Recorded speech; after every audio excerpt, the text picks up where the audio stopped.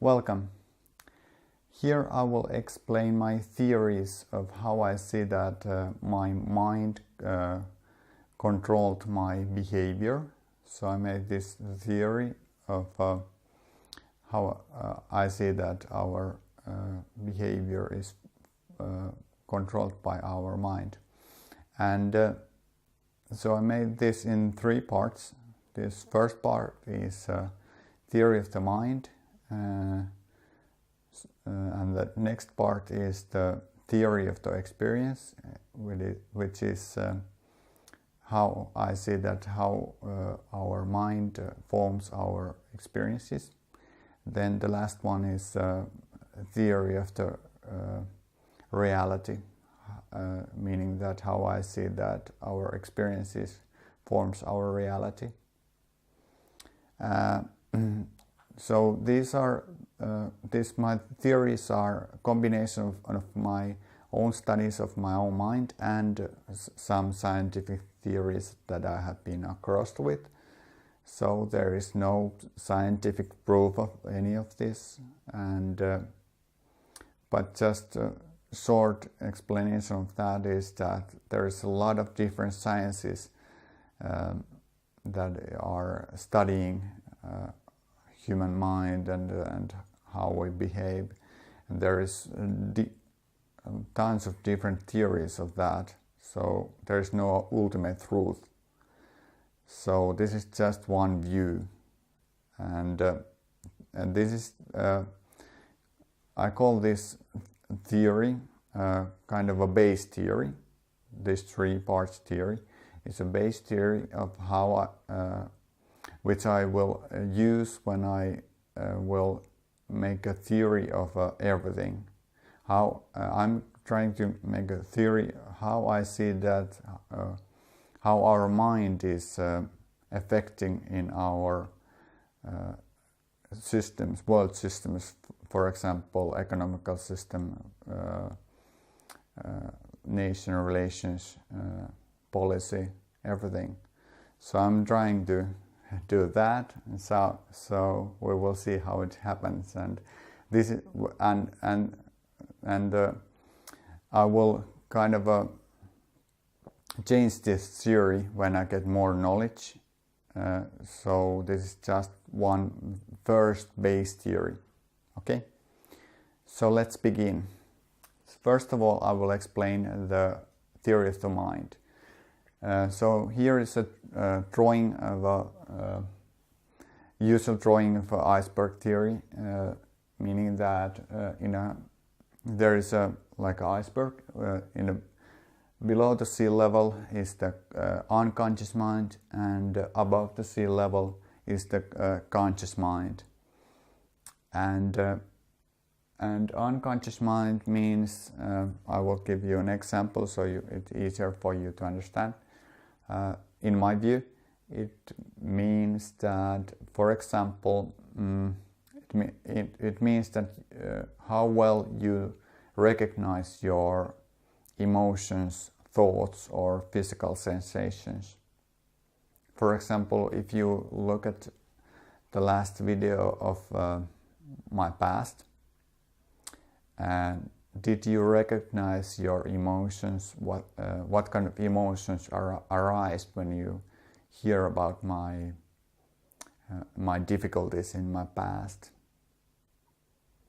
And so that's how you can be more aware of your emotions. And even more important is to be aware of your reactions to those emotions or thoughts, because I think if you're in an unconscious mind, it can mean that you don't control your reactions.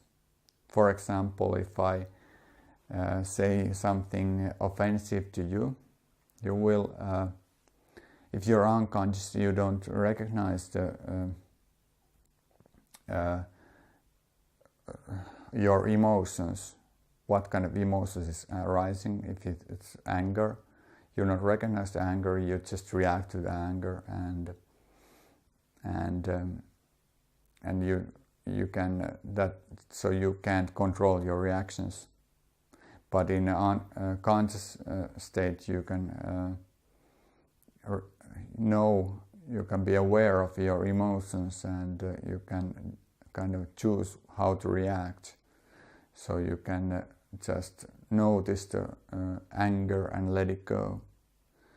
But it's not like this, so black and white. So it can be more difference than it's not like unconscious and conscious.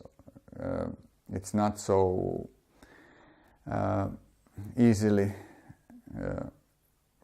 explained, but you know, that's really one explanation. But in my view, how can you be more aware of your emotions and thoughts is that improving your level of awareness. Here what I call the part that is conscious. So the part that is above the sea level, how much of that is how much of your mind is conscious. I think in my view that is I call it level of awareness. And level of awareness, you can improve that by mind skills. For example, mindfulness or whatever suits you the best. But it's just being aware of your emotions and thoughts and physical sensations. That's really, that is I think the first stage, and really really good like exercises for you to be improve your level of awareness. And I think that in our societies we have a lot of different varieties of level of awareness, and some people are really impulsive, and they just react all the time in their thoughts or their emotions. And I think this can be one explanation of that, but like I said, this is just my first thought of this. So I will see this in the more coming videos. But next I will explain the theory of the experience. So hopefully I will see you in the next video.